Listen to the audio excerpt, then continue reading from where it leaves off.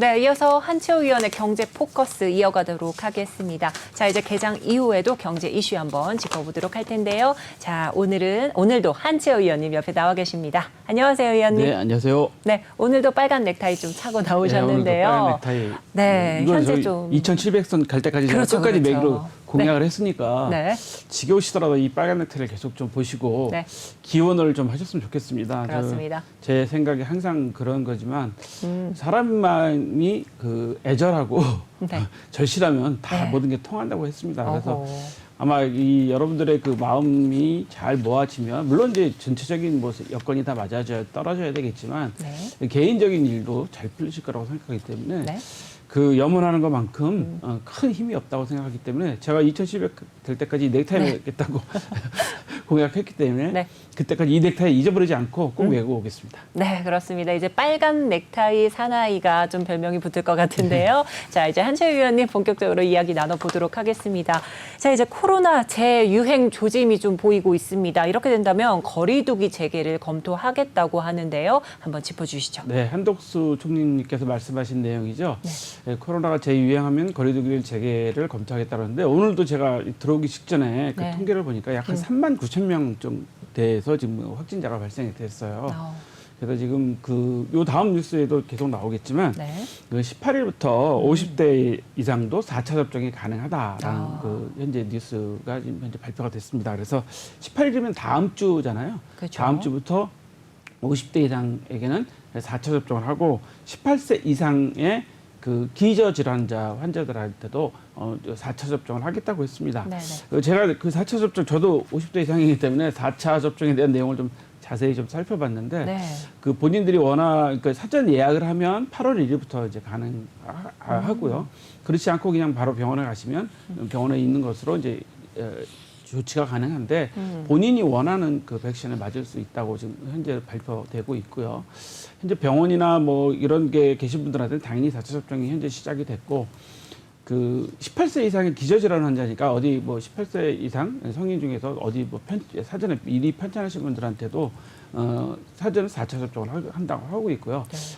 얼마 전에 어제인가 뉴스에 보니까 윤 대통령도 4차 접종을 맞으시는 것 같더라고요. 네. 60대 이상이시니까 4차 접종을 하시고 계셔서 미리미리 선제적으로 좀 조치를 좀 해야 되는 상황인 것 같습니다. 네. 우리나라도 지금 4만 명대, 그러니까 3만 9천 몇백 명이니까 한 4만 명대 되겠죠. 일본도 지금 확진자가 늘어나고 있어서 상당히 좀 긴장된 그 상황인데 일본도 지금 걱정하는 게 이 코로나로 해서 이제 관광객도 이제 풀고 여러 가지 풀고 그 제한을 풀고 있는 상황에서 다시 코로나가 늘어나고 있어서 일본도 걱정을 하는 모양이고 미국도 지금 뉴스를 보시면 외신 뉴스를 보시면 아시겠지만 네. 4차 접종을 지금 검토하고 있다라는 내용이 지금 보도가 되고 있습니다. 네. 결국 전 세계 국가들이 이제는 이 코로나를 4차 접종까지 대비를 하는 거 보면 저는 이런 생각이 들어갔습니다. 일반 제 전문가는 아니지만 일반 국민의 입장에서 보면 네. 코로나가 이제 독감처럼 이제 좀 될 날이 멀지 않았구나. 우리 요즘 독감 예방 주사 대부분 다 가을철 되면 연세 많으신 분들은 다 맞으시잖아요. 그렇죠. 그리고 또 연세 많지 않으신 분들도 독감 예방 주사 많이들 맞으십니다. 독감 예방 주사 왜 맞을까요? 겨울철에 독감이 아마 치명적일 겁니다. 그쵸. 특히 연세 많으신 분들한테 치명적이고 연세 많으신 분들한테 폐렴이나 이런 호흡기 계통에 큰 그 영향을 미치기 때문에 독감 예방주사 많이 맞으시잖아요. 네. 그래서 아마 코로나도 올해쯤 지나고 나면 독감처럼 매년 예방주사 한 번씩 맞으세요라고 하는 상황이 좀 되지 않을까라는 네. 생각이 들어가서 좀 힘내셔야 되겠는데요. 네. 다만 실내에서 마스크를 꼭 좀 쓰셔서 네. 다른 분들한테 전염되지 않도록 좀 주의하셔야 되고 네. 이번에 그 한동훈 법무부 장관도 미국 갔다 오면서 코로나 걸려가지고 또 격리됐었잖아요. 네. 그러기 때문에 항상 모든 그 행동에 있어서 특히 실내 활동하실 때는 마스크 꼭 끼시고 그 어떤 행사를 하시더라도 마스크를 꼭 잘 착용하시는 그런 게 습관이 좀 되셔야 되겠고 네. 바깥에 나갔다 오시면 반드시 손도 계속 잘 씻으시고 뭐 이런 것들을 훈련이 좀 되면 네. 우리 위생에 이상이 없을 것 같습니다. 네, 그렇습니다. 이제 코로나 감염자 수가 2배로 느는 이 더블린 현상까지 나타나면서 재유행에 대한 우려감이 더해지고 있습니다. 선제 조치로 다시 거리두기 재개 검토와 함께 또 전 세계적으로 4차 접종도 돌입된 상황 이렇게 짚어주셨습니다. 그럼 이어서 한번 살펴보겠습니다. 2조 원 전철 수주가 담합이 되면서 현대 로펌 등의 과징금이 좀 부여됐다는 이야기입니다. 네, 우리나라에서 이 전철 차량을 생산하는 회사가 세 군데가 있는 것 같아요. 네. 롯템하고 다른 회사들 세 군데가 있는데 이 세 군데 회사가 우리나라 지하철 전철에 납품을 하면서 입찰에 이제 담합을 해서 과징금을 받게 되는데 이건 현대로템이 564억을 다 맞은 게 아니라 네. 현대로템이 400억대를 맞았고 나머지 회사들이 골라서 한 200억대를 좀 맞은 것 같아요. 네. 그래서 전체 과징금이 564억이 됐는데 있어서는 안 된 일이죠. 현대로템은 사실 상장사잖아요. 그래서 이런 일이 있어서는 안 되는데 이번 일 같은 경우에 뉴스로 제가 올린 이유는 투자하시는 분들도 이런 회사들이 특히 그 현대로템처럼 상장사들이 왜 이런 그 담합 행위를 했을까라는 생각을 좀 해보셔야 좀 될 것 같아서 제가 뉴스를 올렸는데 네. 그 지하철 전철 이 차량은 뭐 우리 그 서울에 있는 지하철 1호선부터 9호선까지 그다음에 그 경전철 그다음에 대구, 부산, 광주, 대전에 있는 그 전철에 그 차량을 납품하는 건데 이 차량 납품 가격을 담합해서 했다. 이거 누가 부담하게 되죠? 이 부담은 결국 다시. 국민의 세금입니다. 그렇죠. 이 지역에 계신 분들의 세금으로 지금 부담되는 거기 때문에 다시는 이런 행위가 있어서는 안 될 것 같습니다. 네, 그렇습니다. 이렇게 해서 현대로펌에 좀 과징금이 부여됐던 현대로캠 이야기 한번 살펴주셨고요. 이어서 살펴보도록 하겠습니다. 자, 이제 유화증권 대표가 시세 조정 의혹을 받고 있는데요. 여기에 합수단과 금감원이 본격으로 협업에 나섰다고 합니다. 네. 한번 짚어주시죠. 네, 특별사법경찰이죠. 여기서 특사경 특법사법경찰입니다. 특별사법경찰권을 부여받은 그 공무원 조직이 몇 군데 있습니다. 그 중에 뭐 구청에서 환경을 단속한다든가 이런 분들은 이제 특별사법경찰로서의 역할을 할 수 있는데 이번에 아마 그 금감원의 특사경에서 수사를 좀 하고 있는 것 같아요. 그래서 이 합동수사단이 남부지검에 현재 설치되어 있고 금감원 원장도 지금 검찰 출신이기 때문에 잘 협업이 되는 것 같습니다. 그런데 뭐냐?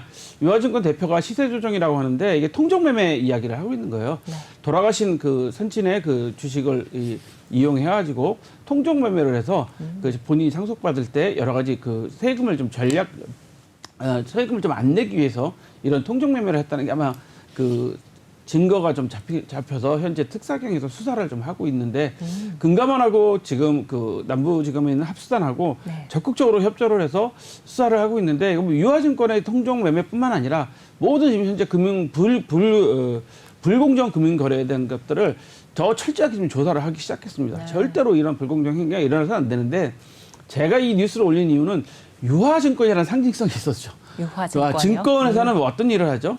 우리 투자자분들이 주식을 사거나 팔거나 또 네. 투자자분들한테 주식 정보도 드리기도 하고 투자자들에게 금융상품을 팔기도 하고 네, 뭐 여러 가지 그런 공익성을 띈 일, 물론 사기업이지만 공익성을 띈 일을 하고 계신 기업에서 대표가 이런 통정매매에 연루됐다는 의혹조차만으로도 저는 좀 비난받아 마땅하다고 생각하기 때문에 뉴스에 올려봤습니다.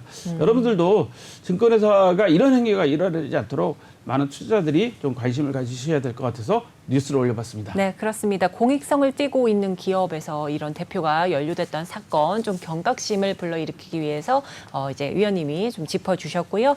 이어서 한번 보도록 하겠습니다. 바로 한은의 빅스텝 관련된 이야기인데요. 어제 한국은행이 사상 처음으로 빅스텝을 단행하면서 금리 인상을 했습니다. 전반적으로 한번 짚어주시죠. 네, 뭐 전문가들이 금리 인상을 많이 말씀하셨으니까 네. 저는 그냥 다른 이야기를 좀 하려고 해요. 네. 어저께 0.5%의 금리를 인상했습니다. 그래서 연말까지는 3%까지 갈 수 있다라는 것도 계속 앞으로는 0.25%를 계속 금리를 인상할 것이라는 예고까지 했어요. 네. 저는 이 예고를 들으면서 우리나라가 미국인가?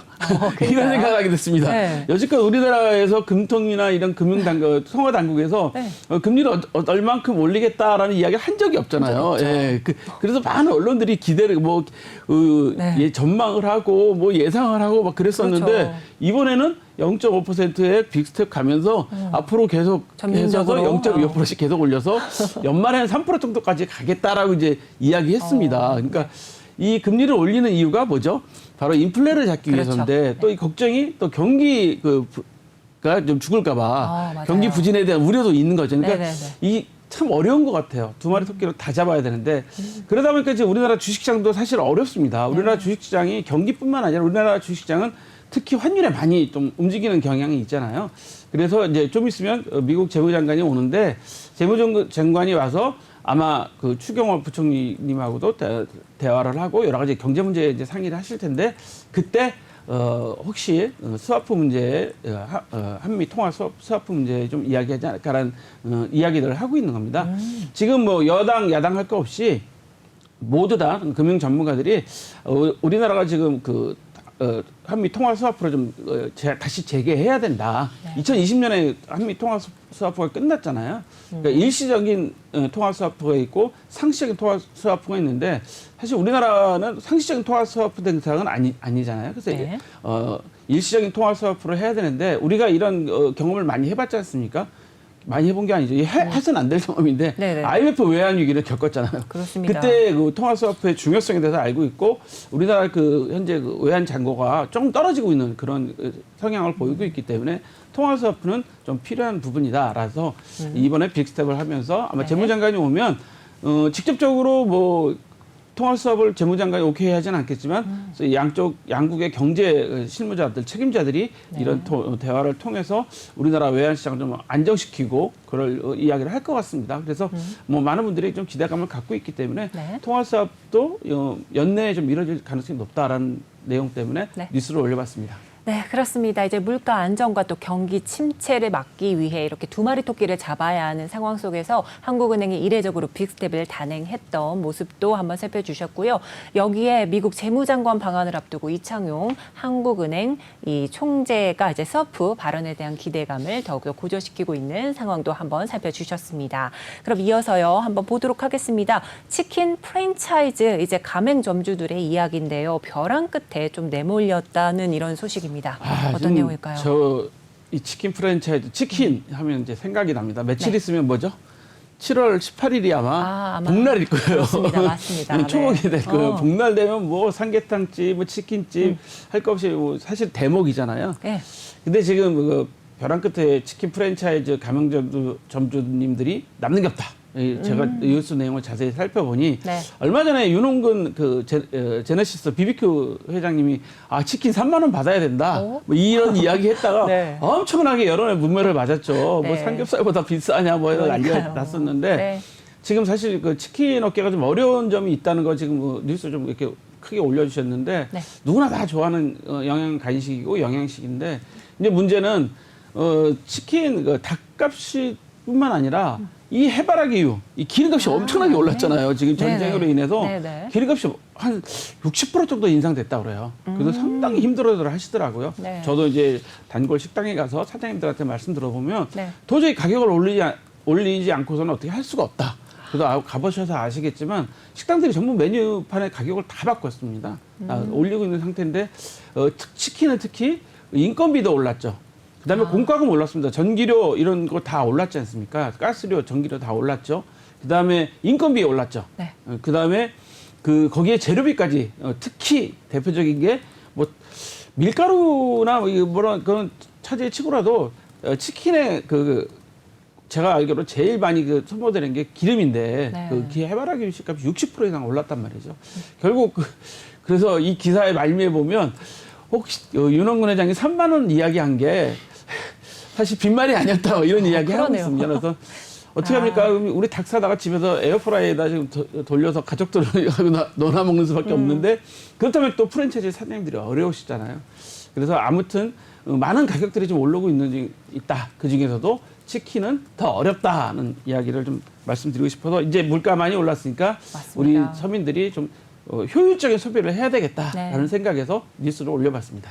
그렇습니다. 이제 식품 가격 상승뿐만 아니라 치킨을 튀겨낼 때 사용되는 이런 뭐 가격, 식용유 또 그리고 가격 상승 등 또 인건비, 가스비 상승 등 여러 가지 좀 재료들이 좀 뒤섞이면서 치킨 프랜차이즈 가맹점주들 애환이 짙은 안타까운 모습 좀 살펴주셨습니다.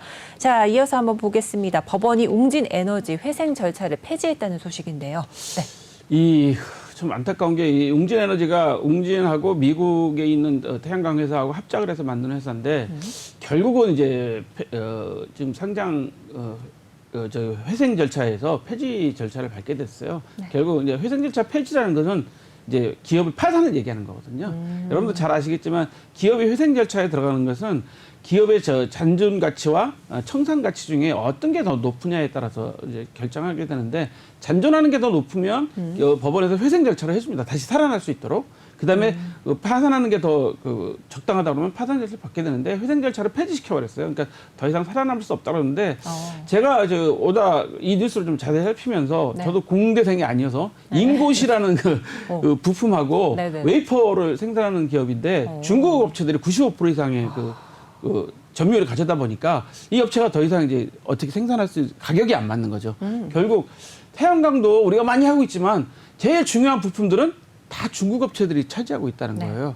그래서 여러분들께서도 이런 신재생 에너지 우리가 중요하지만 우리나라 기업들이 상당히 어려움을 겪고 있다라는 점 염두에 두시고 투자자들도 그런 부분들을 좀 알아두셔야 될 것 같아서 법원의 웅진에너지 회생 절차 폐지를 마지막 뉴스로 올려봤습니다. 네. 이렇게 해서 다양한 이슈 체크 한시호 위원님과 한번 해봤습니다. 오늘도 여기까지 들어보도록 할 테고요. 오늘 도움 말씀 주셔서 감사드립니다.